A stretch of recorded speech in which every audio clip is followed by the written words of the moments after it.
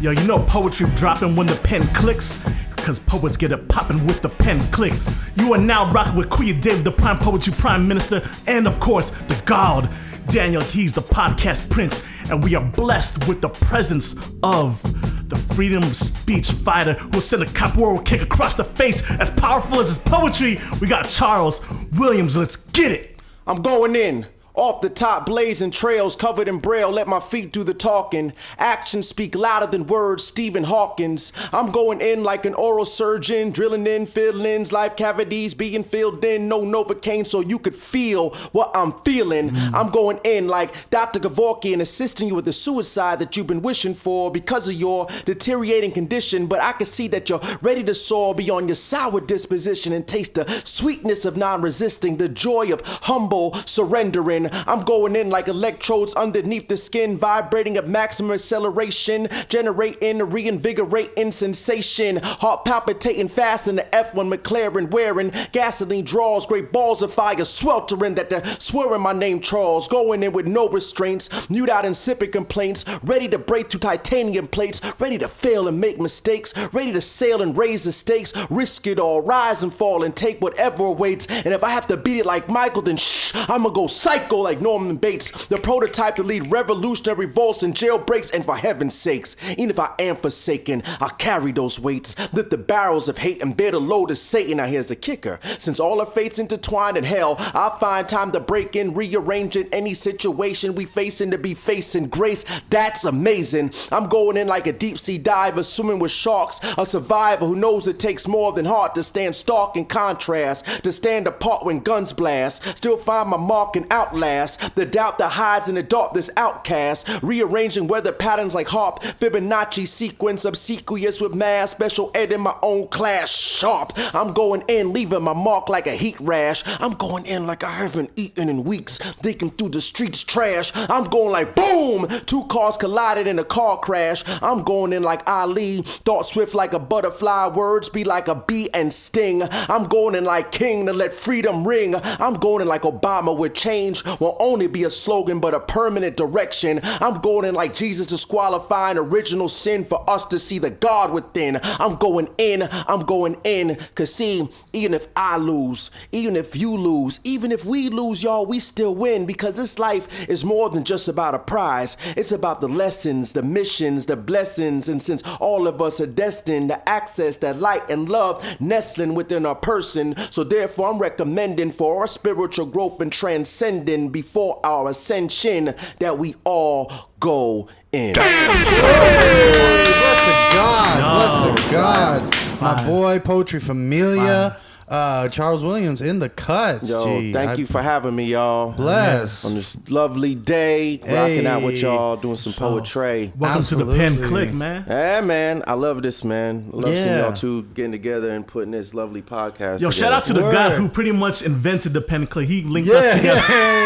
He linked us because I was trying to have like a poetry clash, like a poetry slam one-on-one versus Alex Alfaro, trying to hook him up with an opponent.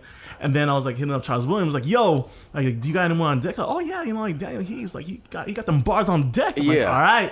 And then, a year and a half later or so. Yeah, word. Pen Clique, gang. Yeah. That's how it goes. Yeah, bless. Thank you, man. Yeah, man. A lot of why we here is because of you. Oh, thank you, brother.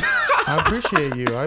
Appreciate both of y'all too, man. This is beautiful. That was fire. One of my favorite pieces by Charles. Thank you, brother. A reminder, to all of us that life is life. You know what I'm saying? The journey is the mission. You know what I'm saying? Yeah. Inner reality is a reflection of your outer reality, man. So if you want to get things resolved or solved, you need to really go in and see that inside, what's going on inside, man. Bless. Yeah. And for the listeners at home, the first segment we do on the show is Threads and Lines. This is all first verse. You about to get this work. So me and Kuya over here pulled a couple of lines from the piece that Charles just read going in. Again, one of my favorites. I've heard it a bunch. I always love hearing it.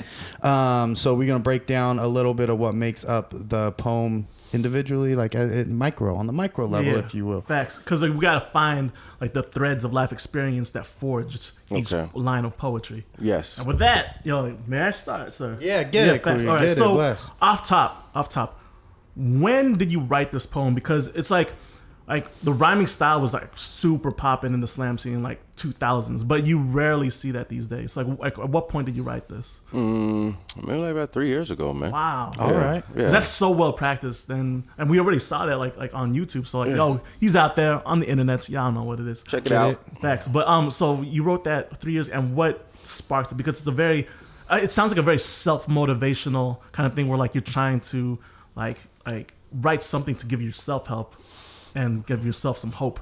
I'd say the inspiration of that is like, so just real quick though, man, just got my master's in spiritual psychology, right? Hey, bless the God. Yeah, thank you, man. I appreciate that. Keep it 120. Keep it 120. So a lot of that work really, man, a lot of that work is that be able to do the work on yourself, right? Yeah, you know, to heal, to really come into your authenticity, to understand if there are any old patterns or things that need to be released, you know, to really take a look at yourself, man, you know, so that, you know, whatever you're putting out there needs to know is what's happening on what's on the inside. So a lot of that writing, if anyways, was, this is what's happening with me, but also realizing that whatever's happening with me is also happening with other people as well too, because we're not separate. We might be individuals, but as a collective whole, I mean, we all have something that we call our life experience. We all have emotions. We all have feelings, you know, how do we deal with things? So yeah, it started with me, but I knew that connection, like, you know, like we all got to go in, you know, and some people may not get in this lifetime, but you know, one thing I do realize, like, you can lie to other people, but you can't lie to yourself. You can't hide from you. So Facts. yeah. And that's one of like my favorite things about poetry, at least my work, is I do hold myself accountable through my work a lot, and through trying to teach others or inspire others. You find yourself reminding yourself, even whenever you don't realize you need it, you know what I'm saying? Yeah. But that is one of my favorite parts about the arts in general, is as artists, we are holding ourselves accountable to something that we do have inside, and through us trying to actualize that, hopefully we're inspiring the same in other people. You feel me? Yeah, I feel that, man. That's fire. There's a part in there that I really, dealing with the Jesus struggles, you know what I'm saying? We see you, white Jesus. We see you. I see you. There's a line in there that talks about Jesus disqualifying original sin. And you go on to talk about essentially realizing the God within ourselves. Yeah. That's a lot of what I associate with you. That's a lot of what you've brought to my life and stuff like that. How has spirituality, I mean, having this master's, but how has spirituality and Jesus and these things affected your work and as a whole? A lot, bro. Yeah, word. That's kind of a big question. No. A lot in the sense of saying, like, if, you know, we all have our process of growth, right? Yeah, word. And we all know what we might have been 5 years ago or wherever we might have been, you know, beforehand. But in terms, like, yo, real quick, man, it's real quick story on this one. So when I talk about this, more like talking about like Christ consciousness. Hey, you know what I'm right. saying? Yeah. Shout out to like Joey Badass. You got something like that? Yeah, Bless the man. God. You know, because I think a lot of times we might get caught up in the figure itself, and even on a biblical point, even in the Bible, so just saying, follow me, like, you know, that's going to show you the path or steps to take, you know, and I feel religion, if anything, is just guides to help you get to a stronger connection with your spirituality, not within the dogma within itself. You know, a lot of people get caught up in the dogma, and then it becomes a whole different game. But I had the thought recently that Christ comes, right, and abolishes original sin, and you even mentioned original sin. And I had the thought recently through like Hindu study, what if ego is original sin? What if thinking you matter essentially is original sin, when in the scale of things you don't, when in the community matters, your community matters, and you matter as a part of that. But what if original sin essentially is just ego? You know what I'm saying? That is the thing we're trying to escape. That is the thing we're fighting about. That is the devil. That is the incarnation of the worst of us, as to where undeniably there is a God inside of us. To add on to that, though, like, ego is also essentially a characteristic that only humans have, and the whole like self-realization that like I am an individual, that's also intrinsically part of ego, like where ego is like awareness of self and I matter, It's like that's a very human thing. So while it might be original sin, it's like without that though, without an ego, like we wouldn't really have like a self-realization. We'd just be another one of the animals.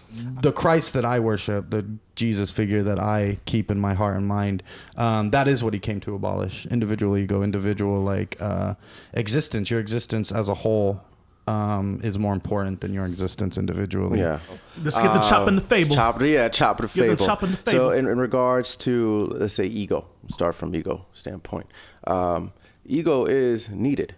Word. Right? 100. So, Yeah. but like with anything, it's finding a balance. Yes, ego is needed to a certain extent, right? I even say, even to a certain extent, being selfish is all right to a certain extent, right? Because, certain things we need to hold on so that we can, in order to grow, right? But it's also being selfless. So it's really, at the end of the day, it's like, how do we help anybody? Yeah. How do we find that balance, right? Word. So one doesn't override the other. And then another thing too, even a biblical standpoint, like one line I like, Jesus was like, yo, they know not what they do. Right. Word. So it's like, forgive them. So it's like, and even in myself, man. So, those times or those moments where, I wouldn't say doing things out of character, but if I act like, can I curse? Yeah, you're good. Say whatever you want. All right. Hey, yo, bitch ass poets that rhyme bullshit and just like doing it for the snaps and claps and trying to be a YouTube star without even putting in the work on the open mic. Fuck y'all. Ass. Get it. Yeah, That's my boy.